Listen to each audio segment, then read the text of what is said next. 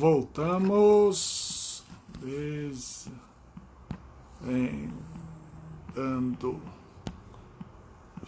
Dubai,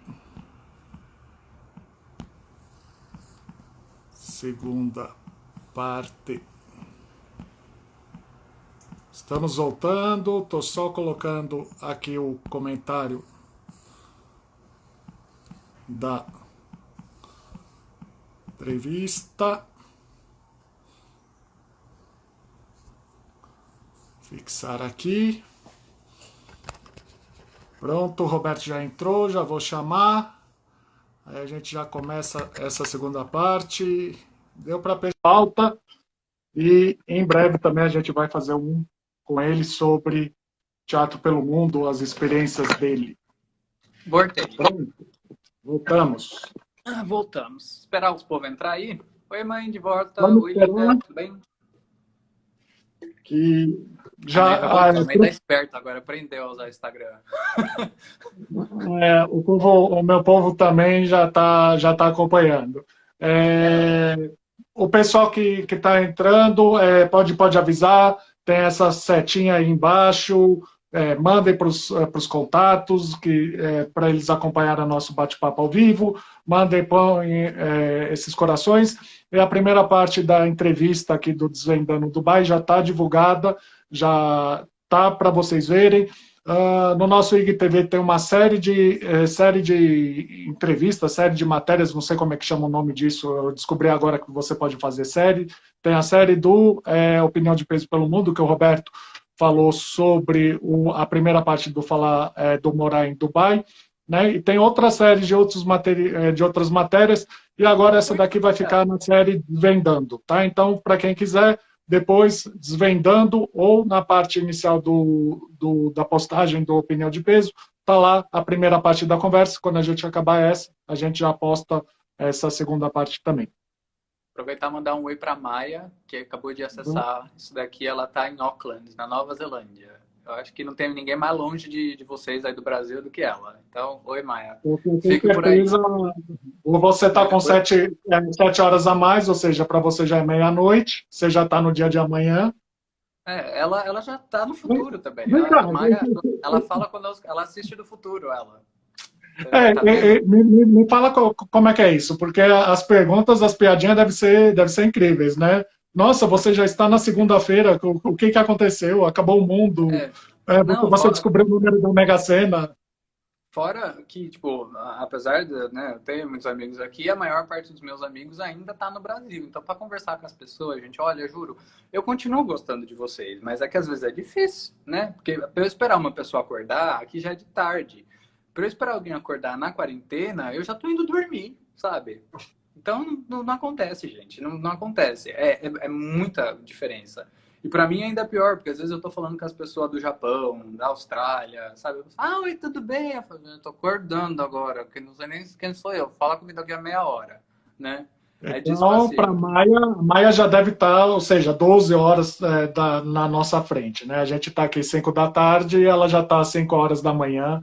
Roberto, para o povo que está entrando agora, está meia-noite já para ele, né? E está conversando aqui conosco nessa Desvendando Dubai. Hoje, para mim, já é amanhã. Basicamente. Enfim, temos ainda tópicos para falar. Vamos lá. Fala. Que eu ia falar que a gente estava falando da parte da culinária, mas isso daí envolve bastante cultura. A gente já podia falar alguma coisa a respeito da moda, né? Porque também tem esses dois pratos da balança. Você tem a moda para o pessoal da religião islâmica e dos expatriados, né? Tem uma coisa só que eu acho que dá para tocar da parte da gastronomia, só para a gente fechar, que também tem relação com relação à religião. Que a gente não é muito acostumado a esse termo no Brasil, mas toda a comida que eles consomem aqui, ela é o que eles chamam de halal, que significa permitido, né? Halal é um tipo de carne, por exemplo. Quando você fala assim, a carne é halal, a carne é permitida, significa, assim como nas religiões judaicas, que o animal foi abatido de um determinado jeito para que aquela carne seja consagradinha e eles possam comer. Vale lembrar também que aqui álcool não é halal. Aqui não pode beber álcool. Não existe consumo de álcool dentro da religião, para quem é realmente assim religioso. Tanto que isso é uma coisa das que eu achei mais assim, quando eu cheguei aqui. Vocês podem ver aqui, ó, nesse canto, que tem um monte de bebida alcoólica aqui na minha casa. Eu juro pra vocês que eu não bebo tanto assim. E o menino que mora comigo, meu flatmate, que é brasileiro, ele também não bebe tanto assim. Mas a gente tem álcool em casa porque é caro pra caramba. Uma vez que não é permitido aqui pros árabes, eles enfiam a faca. Uma cerveja, aqui uma latinha de cerveja na balada, um pint, né, um copo, vai custar 45 dirhams, que é tipo uns 50 reais. Um coquetel normal vai custar 80, 90 dirhams, que é tipo 100 reais. Então, aquele seu gin com tônica que na baladinha do Brasil você chora para pagar 20, que na baladinha mais assim custa 10, aqui vai custar 100 conto, sabe? Isso também é um reflexo da religião afetando os gostos gastronômicos das pessoas. E vai afetar também no que diz respeito à moda. Nós que somos western, né, esses 90% da população que não são emirate, ou pelo menos quem não é muçulmano tradicionalista, a gente pode usar as nossas roupas normais. Aqui existe um período que acontece todos os anos na religião dele, que se chama Ramadã, que é um período no qual eles jejuam e fazem orações, né? Eles fazem jejum do momento que o sol nasce até o momento que o sol se põe. Então, só vão comer depois que o sol se põe, numa refeição que eles chamam de iftar. Eles fazem mesas grandes e todo mundo assim, top, né? Porque tem que comer, só pode comer até o pôr do sol, até o nascer do sol. Uhum. E durante o Ramadã, a gente tem que se vestir de uma maneira mais contida, né? Respeitoso. Para os homens não tem muita diferença. Eles pedem para que a gente use, sei lá, se for usar uma bermuda, abaixo do joelho, mas a mulher não pode mostrar o ombro, não pode mostrar o decote e não pode mostrar as in. Se você for num shopping e você tiver com sei lá, uma mulher com uma... Quê? Eu não entendi a última frase que você falou. Não mostrar nem o decote, um as in. As in como se fosse. Tá. É que trava, às vezes, desculpa. Não, enfim, tudo bem. se você vai num shopping, se você é uma mulher e você vai num shopping durante o Ramadã com uma blusa de alcinha, o segurança vai vir e vai perguntar: senhora, a senhora tem alguma coisa para se cobrir? Ah, não tem? Ah, então a senhora me acompanha até a porta, por gentileza? É nesse nível. Você não entra, você não faz as coisas.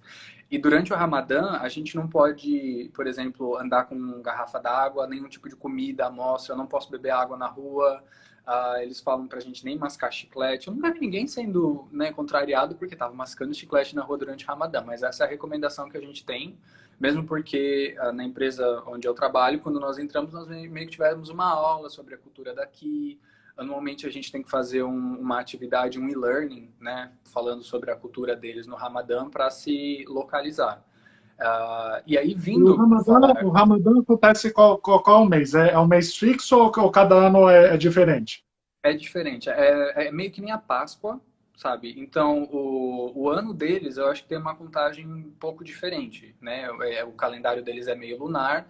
Então, o Ramadã, cada ano, acontece meio que um mês antes, né? 20 e poucos dias antes. Ano passado foi durante o verão, se não me engano, então foi em junho. Esse ano foi em abril, alguma coisa assim. Então, sempre vai antecipando. No ano passado, aliás, foi no final de maio, começo de junho.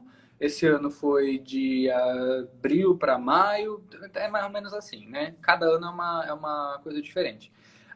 E aí o que eu ia falar para vocês, que eu acho muito curioso com relação às vestimentas dele aqui, é que a gente tem o costume de falar que as mulheres árabes, elas usam burca, né? Porque a gente ouviu esse termo provavelmente quando a gente estava assistindo aquelas novelas lá, os clones da vida, né? A gente fala italiano Terra Nostra e árabe o clone, né? Harebaba, também tem os caminhos das Índias. A burca, gente, é meio que isso daqui. Então, eu vou tirar os comentários, aí eu já volto com os comentários para vocês verem a foto. Vocês estão Pode vendo? mostrar. Isso daqui é o que eles chamariam de burca.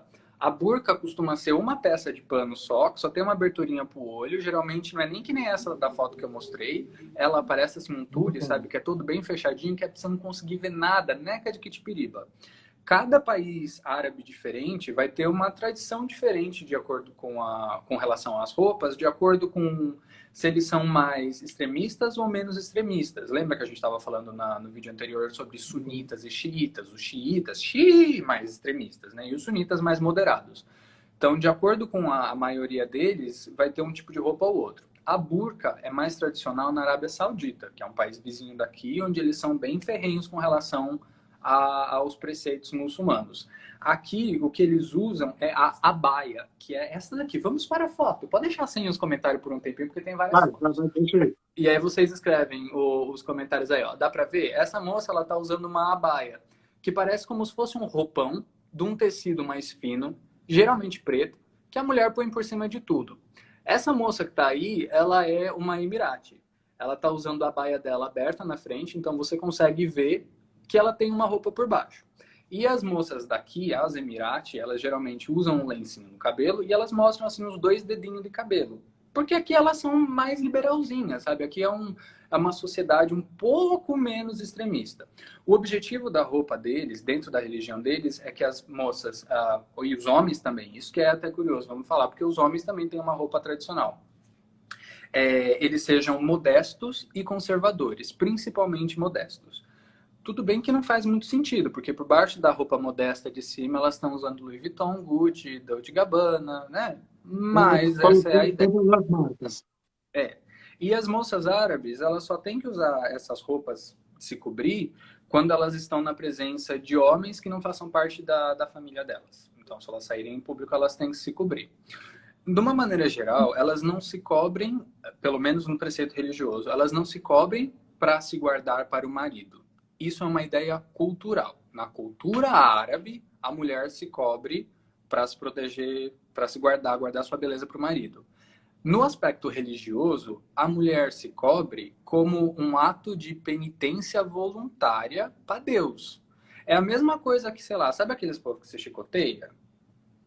É como se fosse uma penitência. Então, é tipo assim, você faz uma coisa que você sabe que é meio bad fazer, mas você faz porque você quer agradar a Deus com esse seu ato. Essa é a penitência das mulheres. Nós até estávamos conversando Roberto, sobre deixa isso. eu só interromper, porque deve ser a dúvida de outras pessoas que estão vendo. A gente sabe que a temperatura aí, né? A gente estava conversando agora, quase às 11 da noite, estava 37, 39 graus, com sensação de 42, 43. Isso é lógico que você não usa, porque isso daí é para as mulheres. Mas você sabe, isso daí é muito quente. Como é que você faz para usar uma roupa dessas, todo coberto, ainda mais com a cor preta, que a gente sabe que absorve o calor, numa temperatura dessa de deserto? O tecido dessa abaia, né, que é essa túnica, ele é bem fininho e bem poroso. Então, eu tenho colegas aqui da empresa que elas não são árabes e elas compram essa baia porque elas falam que, às vezes, tipo assim, você tá em casa de pijama lá, todo largado, todo acabado, você precisa sair de casa para comprar alguma coisa, elas só jogam a baia por cima da roupa e vão. É como se fosse colocar um roupão, sabe? Um cafta. E elas falam que é bem confortável, que é um daqueles tecidos, eu não vou saber o nome específico do tecido, tipo um crepe, assim, mas bem fininho e ele tem uma sensação de geladinho. Então, por mais que a cor seja preta, a sensação do tecido é de mais fresquinho. E no caso dela, se a gente pensar, faz até sentido. De novo, como na conversa anterior a gente estava falando de que aspectos são religiosos e que aspectos são culturais. Isso daqui tem muito a ver também com a cultura. Porque imagina você, mulher que está assistindo isso, morar num lugar que é cheio de areia, rajada de areia, tempestade de areia. Vocês sabem o trabalho que é limpar os cabelos, deixar os cabelos limpos, principalmente num lugar que não tem água abundante para você lavar sua cabeça 3 vezes por dia. Então você cobre com um paninho para evitar de entrar areia no seu cabelo, entrar areia nos olhos, né? Você tem um negocinho ali para te proteger, para você não se queimar do sol também. E principalmente a roupa da mulher é preta e a do homem é branca. A da mulher é preta porque como a mulher era mais suscetível a fazer os afazeres domésticos, a trabalhar fora de casa e tal, ela estava mais suscetível a se queimar. E o preto protege mais de queimadura do sol do que o branco, que protege mais da temperatura. Então, como a mulher se expõe mais, ela acabava, e assim se tornou uma tradição cultural, deles usarem a roupa preta para a mulher. E aí, depois, quando surgiu a religião, eles pegaram um gancho do tipo de roupa que elas usavam e mudaram o motivo para, vamos fazer um ato de devoção para Deus. E aí, depois, a parte da religião volta para a cultura com, não, a mulher agora tem que se cobrir toda para proteger o rosto, para que só o marido veja a face.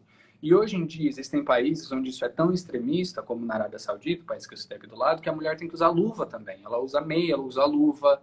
E ela usa outras formas de proteger o rosto. Eu vou mostrar para vocês, porque tem maneiras diferentes, de acordo com culturas diferentes, que elas mostram mais ou menos o rosto. Eu já estou pronto para mostrar para vocês. Ó. Essa daqui chama Shaila. Tá vendo? A moça, ela vai mostrar ali um pedacinho da testa, um pedacinho do nariz e os olhos. É a Shaila. Aqui dá pra gente entender. Protege o cabelo da areia, protege o nariz da areia e evita de queimar muito. Isso daqui é o que a gente está acostumado lá com a Jade, né? É a Shaila. Daí tem o próximo que chama Niqab, né? Com esse com esse Q de Q. Niqab. Esse daqui é bem comum na Arábia Saudita. Ele fecha totalmente o olho e tem esse pedacinho de pano que passa onde fica o nariz, que é para segurar esse pano para ele não cair. Geralmente as mulheres da Arábia Saudita vão usar uma abaia toda fechada, luvas e esse niqab, que só mostra esse pedacinho aqui do olho, né? Quando elas estão em público e elas vão comer, elas têm que levantar o niqab e colocar a comida por baixo do pano, né? É um esforço, cada garfada é um esforço. O mais comum que as moças Emirati usam, e a maior parte das pessoas, das mulheres árabes, até de países ocidentais, é esse daqui, que é o hijab, tá vendo? Que mostra o rosto inteiro. Isso daqui é como se fosse o ato de penitência deles, guarda a beleza dos cabelos pro marido, né? Digamos assim, mas ainda assim ela tem total expressão facial. Acho que no Brasil a gente ainda vê isso com muito preconceito, porque os árabes que a gente tem no Brasil são de maioria libaneses, então eles são majoritariamente cristãos. A gente não tem tanto árabe muçulmano no Brasil. Então a gente não vê tantas mulheres de hijab. É só uma questão de se acostumar. Quando você vê e você entende que, olha, se ela escolheu estar usando aquilo, né, se não foi uma imposição do marido, uma imposição social, é uma escolha dela. Gente, para quem não sabe, judeu ortodoxo, ou se você é um judeu, uma mulher judia ortodoxa, elas usam peruca. Elas não podem mostrar o cabelo também. Então, a minha questão que eu deixo aqui é: por que você julgaria uma mulher árabe que cobre o cabelo com um pano e não julgaria uma mulher judia que usa uma peruca? É o mesmo princípio. Guardar a beleza é um ato penitente.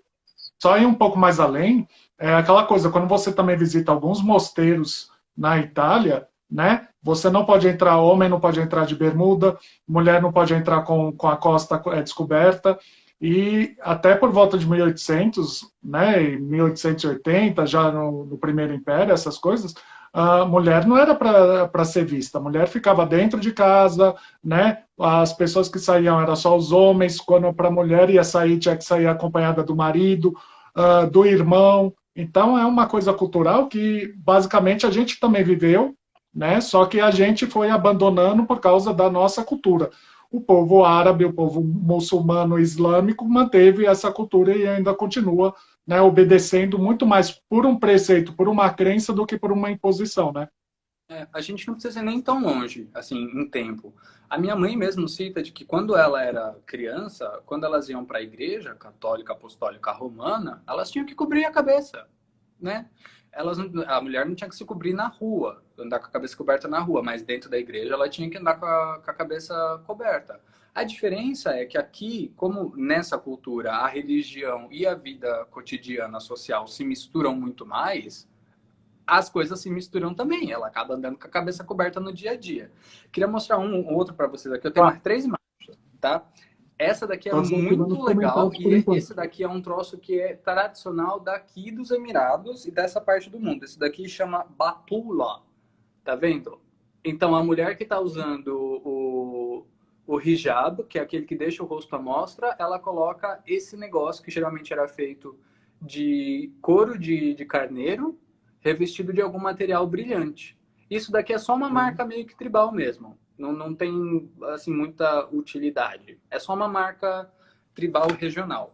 E uma coisa que eu queria chamar a atenção é que eu comecei a pensar dessa maneira depois de que eu vim para cá. Claro, de novo, não estou defendendo e nem defenderei nunca qualquer tipo de movimento opressor com relação ao direito da mulher usar o que ela quer. A mulher aqui, em muitos casos, ela é obrigada a usar isso, obrigada pelo marido, pela sociedade, por tudo. Em alguns casos também, eu já me deparei com mulheres que optaram por usar isso porque é algo que pertence à cultura delas e elas gostariam de continuar usando porque faz parte de quem elas são. Uma coisa que é muito curiosa é que a gente não tem essa ideia no Brasil de que, do mesmo jeito que nos países árabes existe essa vestimenta tradicional da mulher, também existe a vestimenta tradicional do homem, porque ambos têm que se vestir de uma maneira modesta e conservadora. Então, da mesma maneira que a mulher está coberta por determinadas razões, o homem também se cobre por determinadas razões. Eu vou mostrar para vocês agora a roupa que é a roupa tradicional daqui. Vocês estão vendo? Essa roupa branca que parece um pijamão, com esse paninho na cabeça e essa argolinha. Essa roupa branca se chama kandura. Kandura é uma palavra que se origina do árabe camis, que é esse roupão todo. Aí eu pergunto para vocês, camis lembra o quê, né, em português? Camisa, que é uma coisa bem parecida, é uma palavra que a gente usa na língua portuguesa de origem árabe, camis. Esse negócio que ele... aqui em Dubai isso é chamado de kandura, né, ou dishdash. E esse negócio que ele usa na cabeça é chamado de kafaya, né? E esse negócio que ele tá na cabeça também é um distintivo de grupo. Por exemplo, aqui em Dubai e também no Kuwait e no Catar, eles usam um paninho branco, que nem o que ele tá assim na cabeça. Tá. Na Arábia Saudita, eles usam um que parece uma toalhinha de piquenique, sabe? Que é toda Sim. quadriculadinha vermelha e branco. É bem uma toalhinha de piquenique. Você tá lá andando com o árabezinho, ele já tira ali, ó, faz o piquenique pra família com a toalhinha dele. Mas Então, isso daí, ou seja, você visualiza de longe e você já consegue identificar de qual país ou de cada grupo que a pessoa pertence.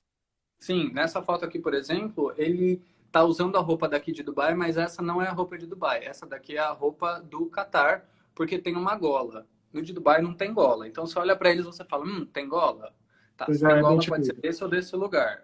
Aí você olha para a cabeça e você fala, como que ele tá dobrando o pano da cabeça? Se ele dobra de um jeito, ele é de um lugar. Se ele dobra de outro, é de outro jeito. Se ele usa um determinado chapéuzinho, é de um lugar. Então você aprende quais são... E é um distintivo entre eles, né? Você sabe de onde a pessoa é pela maneira como ela se veste. E da mesma maneira que a mulher tem que se cobrir toda, o homem também tem que se cobrir. Vocês veem, tem um pano na cabeça, ele só não cobre o rosto, porque não tem essa questão de vai guardar, né, para o marido. Não é o caso. É o caso às vezes, mas não é o caso nesse caso. Mas eles também têm essa questão de uma vestimenta que reflete a questão religiosa, né? Então, isso é uma coisa que eu não tinha ideia. Eu não sabia que o homem também se vestia assim, quando eu morava no Brasil. E morando aqui, eu aprendi isso e eu falei, Você consegue identificar. respeito mais. Assim, entendo melhor. Nem sempre aceito, mas sempre respeito, né? Pelo menos isso.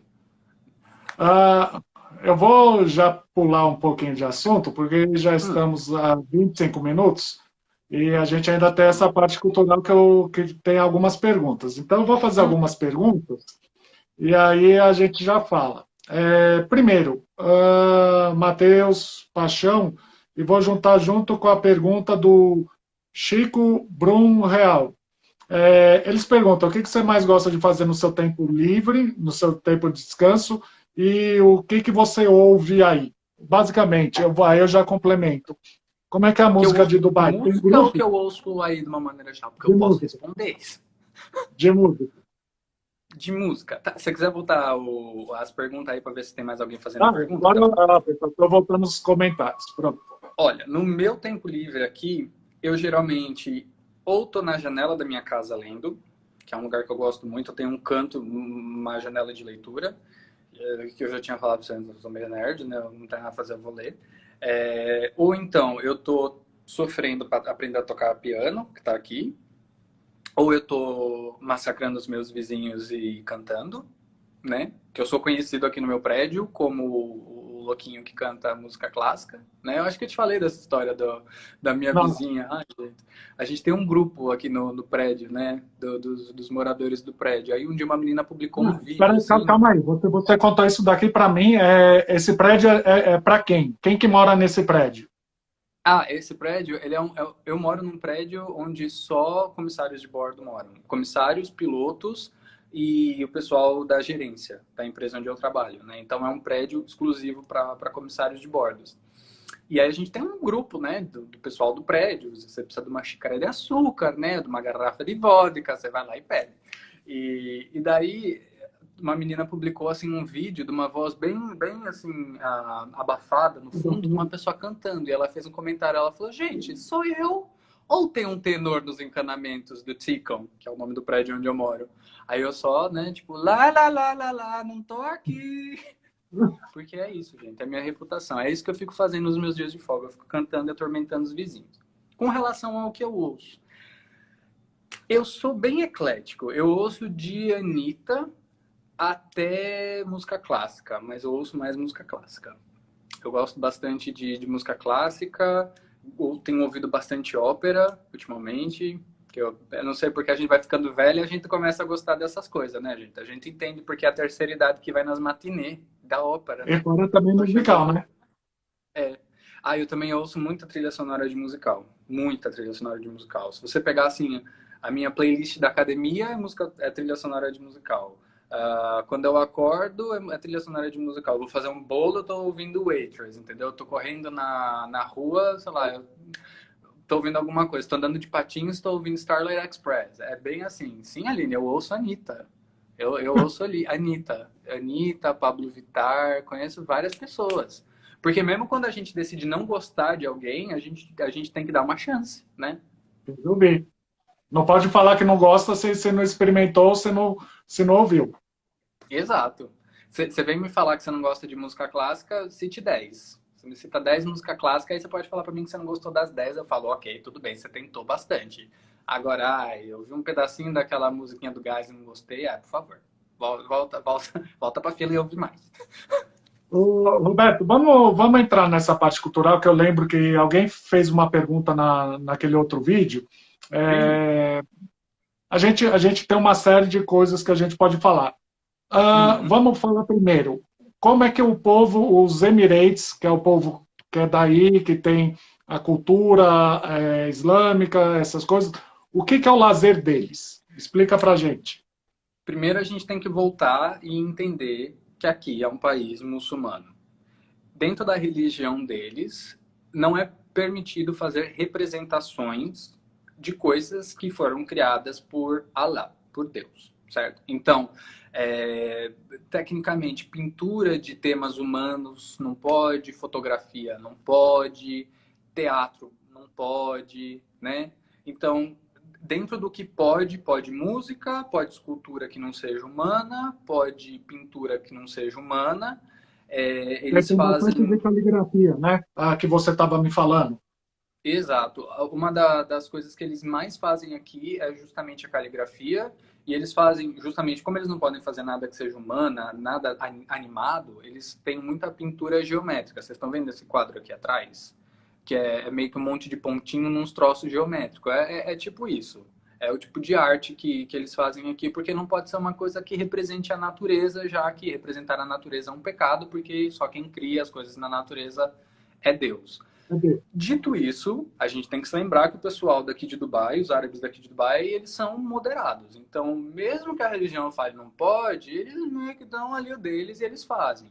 Então, aqui em Dubai tem cinema em grande quantidade, a gente vai sim no cinema.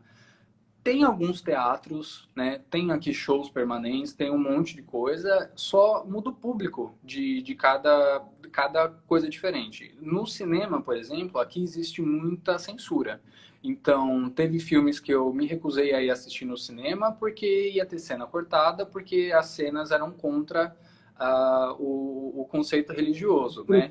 Por exemplo, o filme que teve lá do Bohemian Rhapsody, aquele do Queen, Teve cenas cortadas, onde o Fred Mercury, né, tinha qualquer tipo de interação homossexual, justamente porque não pode. Tem filme que tem cena de nudez cortada, cena de beijo cortada. Então, tem cinema aqui bastante. É Eles que vão nem no cinema. o Cine Paradiso, né?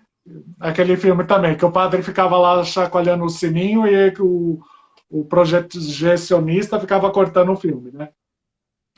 Aqui é bem isso. Tudo é muito censurado. Ah, na TV, você tem os canais que são muçulmanos, né? Que eles ficam passando oração e notícia, basicamente, o dia inteiro.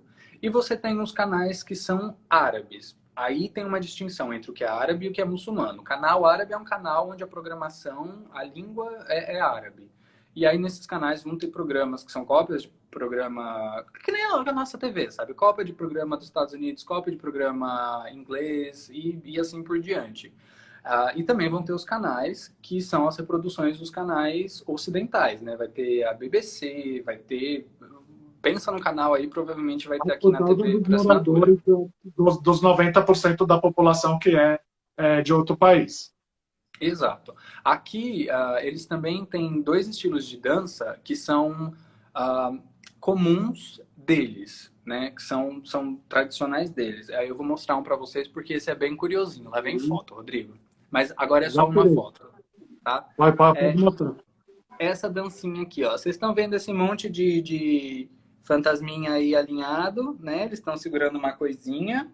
O nome dessa dança aí é Yula, que é uma dança que eles fazem com rifles.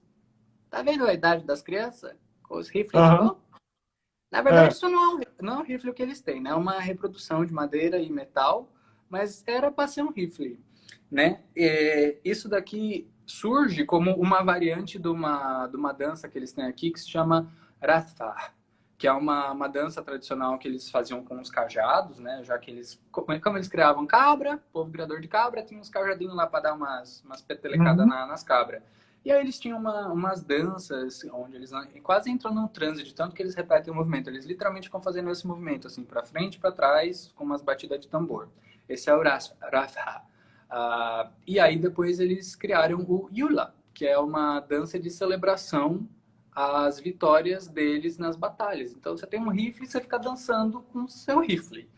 Essa é a dança tradicional daqui. Até porque para destruir a imagem de vocês, a dança do ventre não é popular aqui nessa região do mundo, gente. Dança do ventre do clone, ela é famosa ali no norte da África, Algéria, Egito, Marrocos, naqueles Paranauê ali. Na antiga Mesopotâmia, que é o Irã, o Iraque, um pedaço da Síria e onde fica o Kuwait agora, e na antiga Babilônia, que é onde tem o Kuwait, aí em cima ali tem a Síria e desse lado aqui tem o Irã, né? Voltamos ao mapa mundi. E não chegou a fazer sucesso aqui nessa região, porque eles sempre acharam que a dança do ventre era uma coisa muito vulgar. Então, não, a dança do ventre não é uma dança que eles dançam aqui. É uma coisa mais ali dos Egito, dessas paradas do mundo. E a única dança que eu consegui encontrar, o que eu consegui ver, que até que eles dançam isso às vezes no shopping, é essa dança, essa Yula ou Ratha, que são as danças tradicionais deles, das arminhas ou dos cajadinhos. De resto, eles não dançam nada, gente. A musiquinha tá tocando lá, o tamborzinho batendo, e eles estão aqui ó, só no ombrinho, né? E as moças toda paradinha, porque a moça aqui não pode Tem dançar, que não ter pode fazer respeito. nenhum ato mais sensual. Roberto, já que você está falando nisso, me veio agora. Você chegou em alguma festa de casamento aí, de algum árabe local mesmo? Não. Eu cheguei a visitar a casa de alguns árabes que se tornaram amigos meus, porque geralmente são pilotos ou alguma coisa assim, mas ocidentais geralmente não são convidados para esse tipo de atividade. E os que são geralmente porque trabalham com o Emirate num ambiente que é diferente do meu. Na parte da aviação, a gente sempre troca de time, né? Sempre troca de grupo de trabalho a cada voo. Então, a gente não consegue realmente fazer laços. Nunca tive essa interação maior. O que eu vejo Uhum. dessas danças ou dessas atividades artísticas, ou mesmo do cantar dele, que é quase sempre um homem cantando, né? Na cantoria árabe e principalmente emirate, eu consigo ver isso tipo, na celebração do Dia da Independência, ou então quando a gente vai nos shoppings no final de semana, que sempre tem alguma apresentaçãozinha aqui e acolá, mas nos shoppings hoje em dia, aqui nos Emirados, a maior parte das apresentações também são de coisas assim, western. No Natal do ano passado, tinha decoração natalina e tinha boneco de neve, um negócio assim, do lado de fora 50 graus de temperatura, dentro do shopping é um bonequinho de neve, sabe? Aí o Bem Olaf, sem o Olaf sentido. ia ficar quentinho rapidinho. Gente, ele virou uma poça, coitado, gente. Por isso que o Frozen ia acabar. Morreu o Olaf, ficou, mas esturricou. Veio para Dubai e esturricou, né, gente? Virou nuvem. E vem cá, já que é a área que é, né, até que nos interessa assim mais. E os teatros aí, o que você me falou que teve um show chamado Pearl, né, que fala sobre assim as tradições de Dubai, né? Exato. Tem um show aqui, ele chama, é em francês, na verdade, La Perle, que traduz para A Pérola. Dubai, antes dos britânicos chegarem aqui em 1935, quando a British Petroleum começou a explorar o petróleo dessa região aqui do Golfo Pérsico, de um lado, e da Península Arábica, no geral, antes disso, a principal fonte da economia deles aqui era a exploração de pérola. Eles tinham um tipo de barco chamado Abra, que ele é literalmente aberto dos dois lados, o nome já sugere.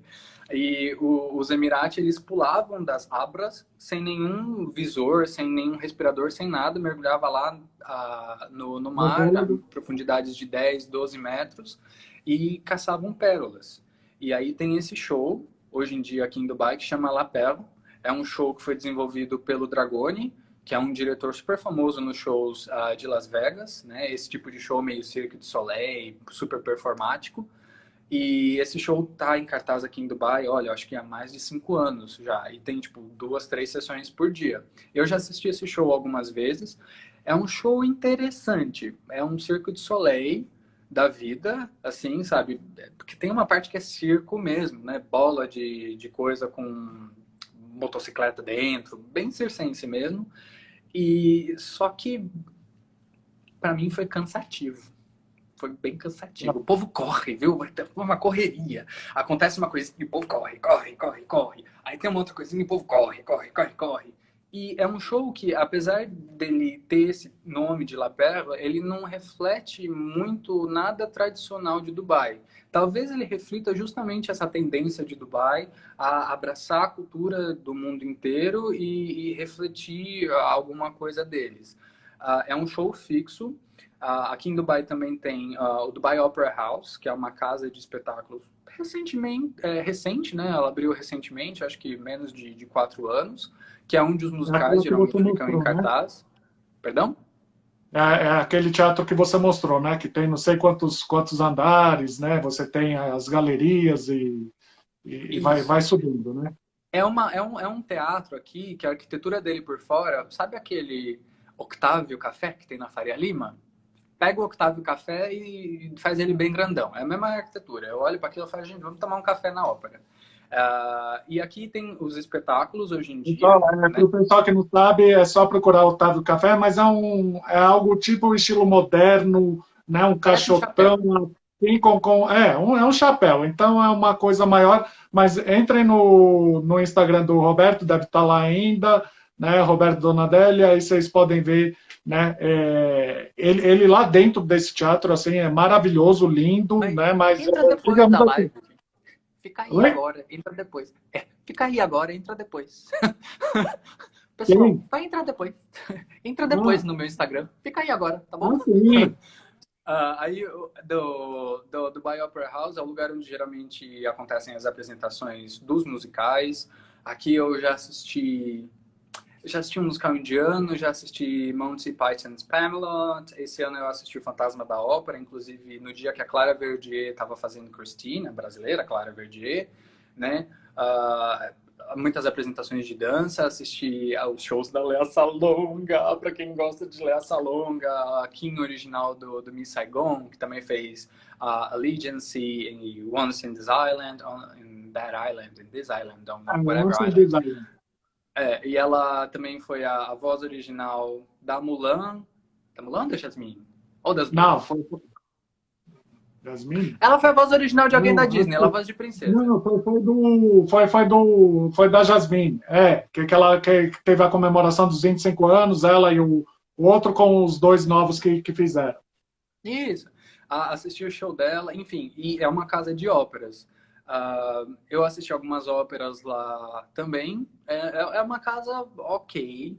Sabe assim, o teatro, para quem é de São Paulo, conhece o Teatro Bourbon, né, lá na Barra Funda.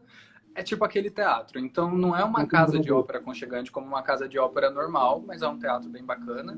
E a cena teatral daqui de Dubai é bastante limitada. Então, os shows internacionais geralmente inserem Dubai como uma das paradas das turnês. Daí, geralmente, hoje em dia, a maior parte das paradas acontece no Dubai Opera House.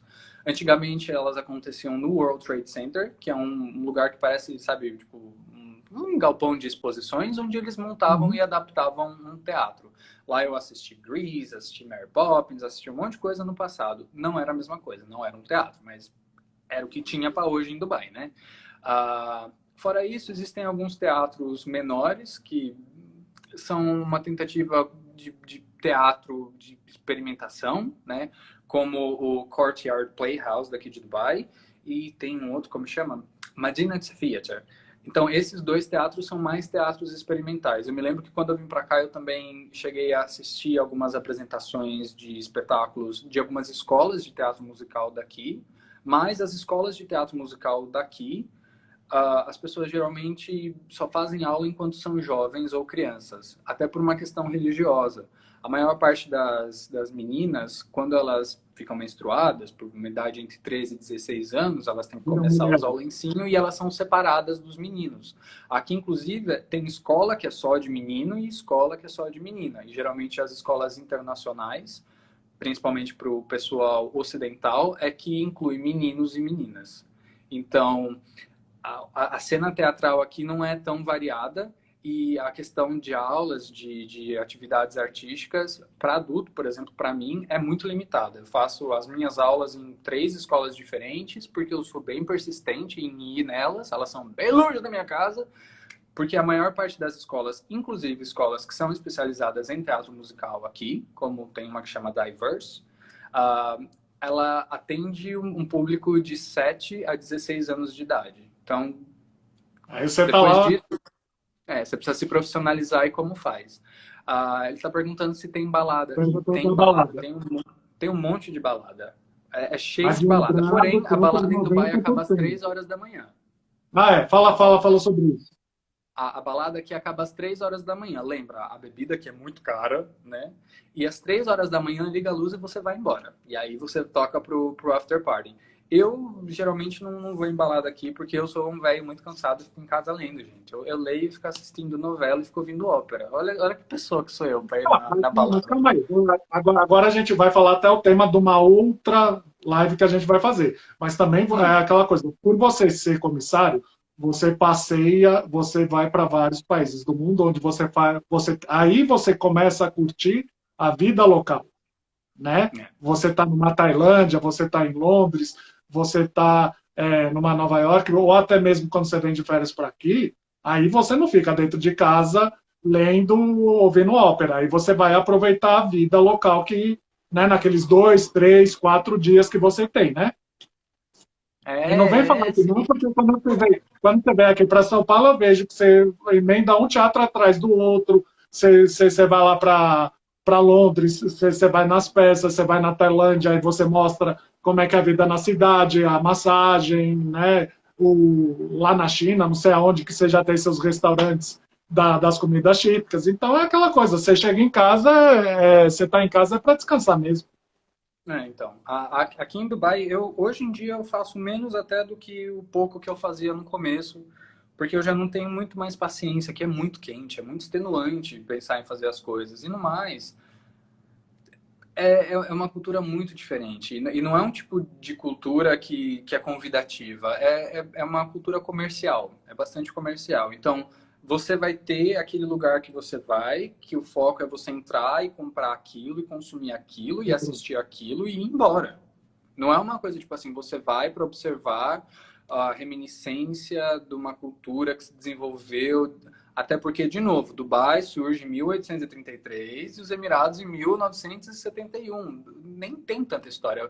No Emirado vizinho, aqui em Abu Dhabi, tem o Louvre. Eles são tão ricos que eles construíram um museu e eles pediram a assinatura do Louvre de Paris, o maior museu do mundo, e eles têm peças aqui do Museu do Louvre de Paris, porque eles não têm artefatos que fazem parte da história deles para expor. Então, eles têm que expor da história do mundo, né? Então, é disso que eu particularmente sinto falta. Eu sinto falta dessa integração com uma cultura verdadeira do país. Existe, sim. Né? E aqui eu não posso, já faço até essa correção, não achem que eu estou julgando a cultura deles, se é boa, se é má, se é rica ou não, porque cultura é um conjunto de regras simbólicas não valorativas. Então, eu não quero julgar se é boa ou se é ruim. Tudo que eu estou falando é com base na minha percepção, na minha vivência aqui, sabe? Então, eu não consigo me integrar muito bem, eu não consigo interagir de uma certa maneira com o que é cultural daqui. Mas eu gosto também das coisas que eu consigo interagir de culturas de outros países aqui.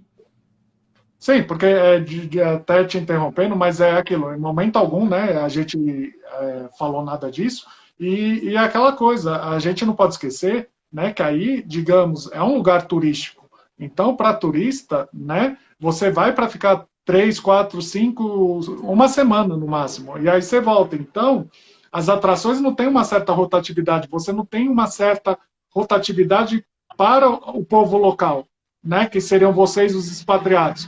Então, muitas vezes também você sair para fazer sempre a mesma coisa, cansa, e aí você já chega e começa a ter um outro tipo de vida, né? Mas é aquela coisa, faz parte da cultura e que nem foi o tema dessa quase 2 horas, que para isso a gente está conversando, para saber uma cultura diferente.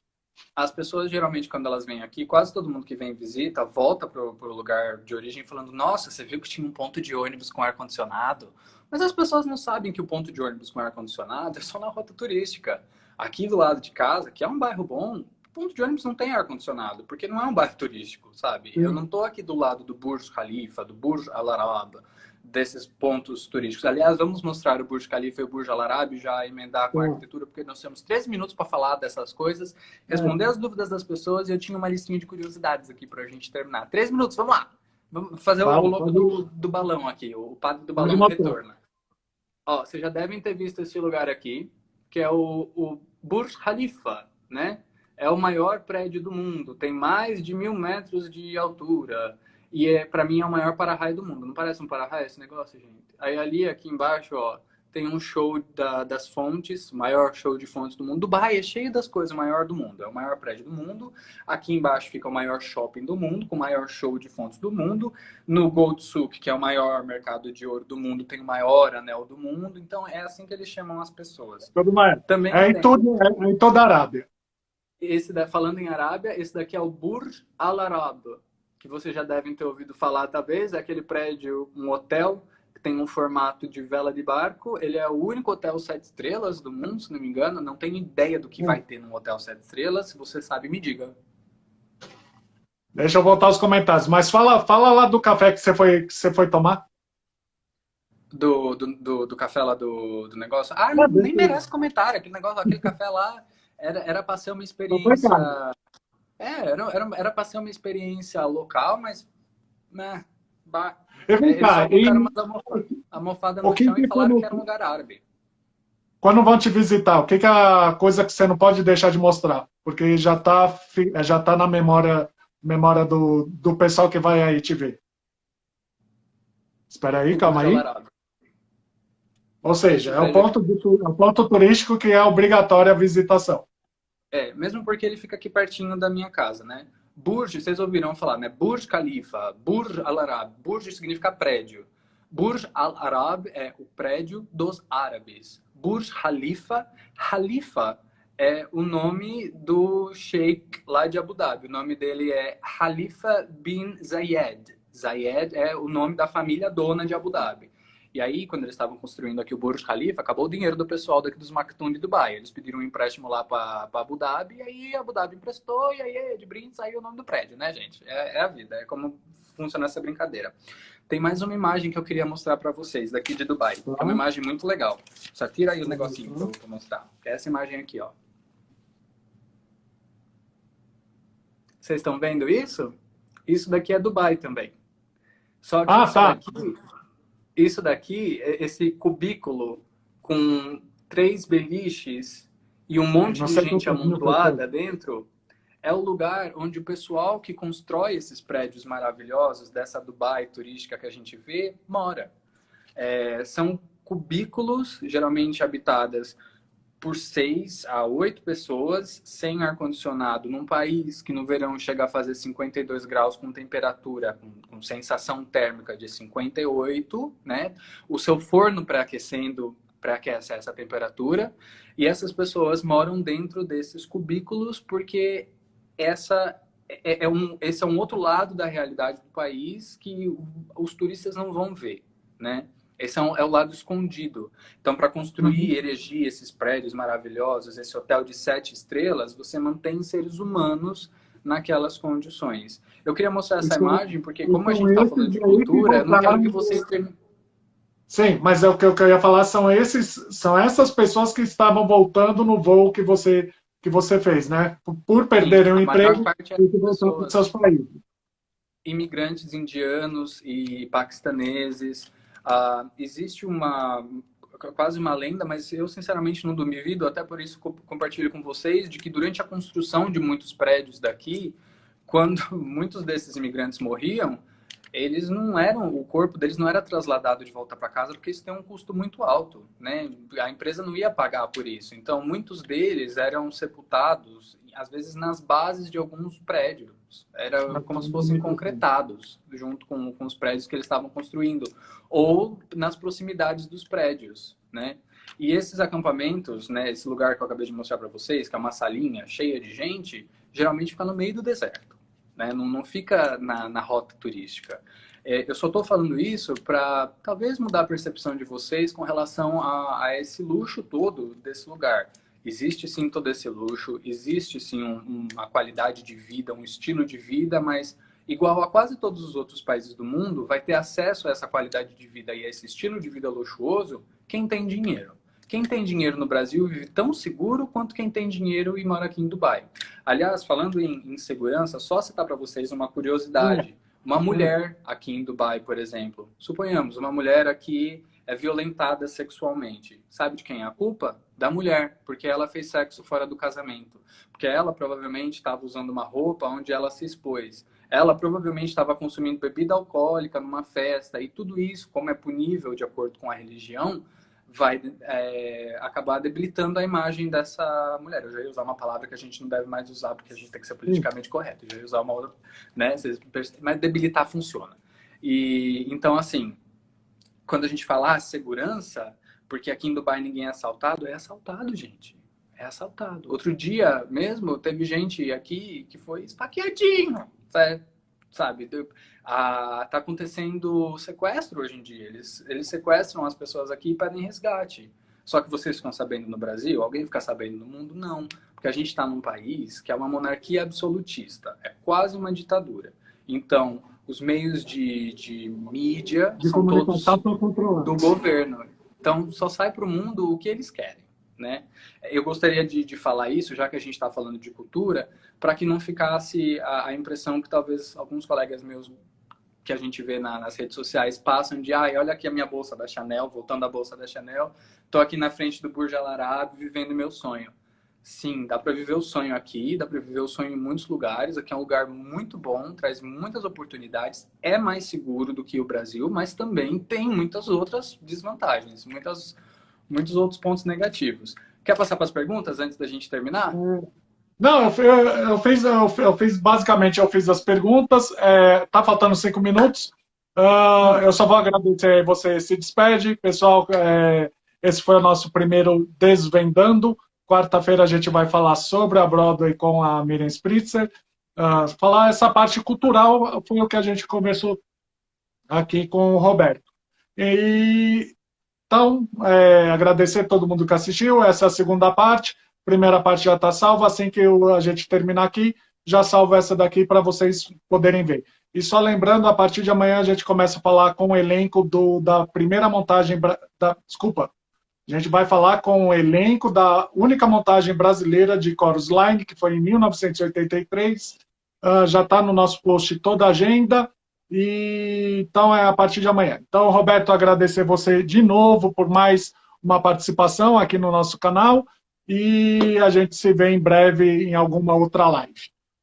Beleza, eu que queria agradecer você, queria agradecer pela oportunidade, convidar todo mundo que assistiu aí para ficar de olho, porque a gente tem uma participação, uma parceria para todas as vezes que eu vou nos teatros aí pelo mundo, mostrar um pouquinho para vocês. A gente sempre aprende alguma coisa, a gente sempre pode abrir a nossa cabeça para muitas coisas. Eu gosto muito de dividir essas coisas, dessas oportunidades que eu tenho tido de ver coisas diferentes no mundo.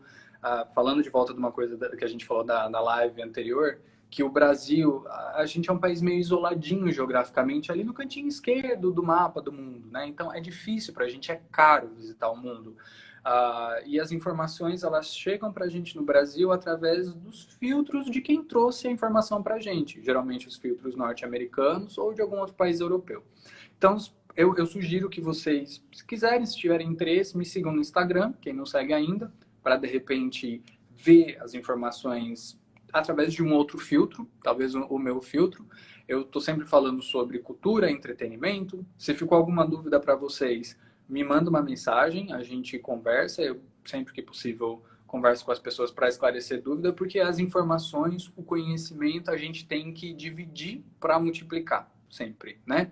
E eu acho muito bacana a gente sempre falar sobre culturas de outros lugares, de novo, sem fazer juízo de valor dos lugares, apesar de muitas coisas soarem como muito extraordinárias, muito estranhas, às vezes até bizarras pra gente, mas é o jeito de vida deles, o nosso jeito de vida vai parecer estranho para eles também, e o mais importante é a gente ter conhecimento do que as pessoas fazem, por que elas fazem, porque geralmente quando a gente entende o porquê, a gente aprende a, pelo menos, respeitar.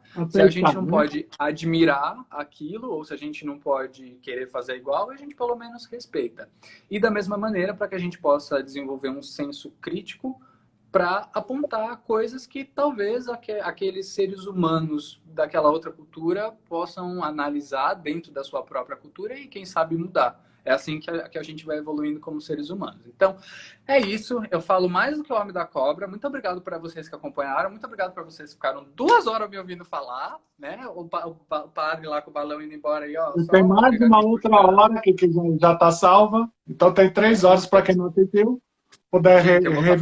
Vocês que ainda ficou faltando coisa da gente falar, viu? Olha, ainda tem açúcar aqui pra gente fazer algodão doce, viu? Olha, o negócio aqui vai. Mas que nem a gente já falou, já aproveitando esses últimos 2 minutos, que a gente deve fazer uma live mais para frente, né, falando sobre as suas experiências, para a gente mesmo conhecer um pouco dessa parte teatral, né, que foi até o tema um pouco da primeira conversa que a gente teve, né, de como é que é assistir teatro e como é que é fazer o teatro em outros países do mundo, né, que tem também características completamente diferentes do que o nosso teatro, que vem de um teatro italiano, né, um teatro anglo-saxão. Então, né, a gente vai se encontrar novamente para falar isso, enquanto você não consegue viajar e fazer matéria para a gente. Sim, Prilim, podemos fazer isso. Até porque, né, gente, como conversado no começo do primeiro negócio ali, né, da primeira live, acho que vai demorar um pouco para a coisa normalizar. Então, fiquem ligados e participem. E, mais uma vez, muito, muito obrigado para todo mundo que interagiu, mandou mensagem, assistiu agora ou que assistirá no futuro. Um abraço para você do futuro também. Pessoal, obrigado por terem acompanhado e a gente se encontra amanhã no primeiro Vamos Falar sobre Musicais, a Chorus Line, a partir das 15 horas da tarde. Tá bom? Fiquem com Deus e até uma próxima. Roberto, tchau, obrigado tchau. de novo. Obrigado. Tchau, amiguinhos.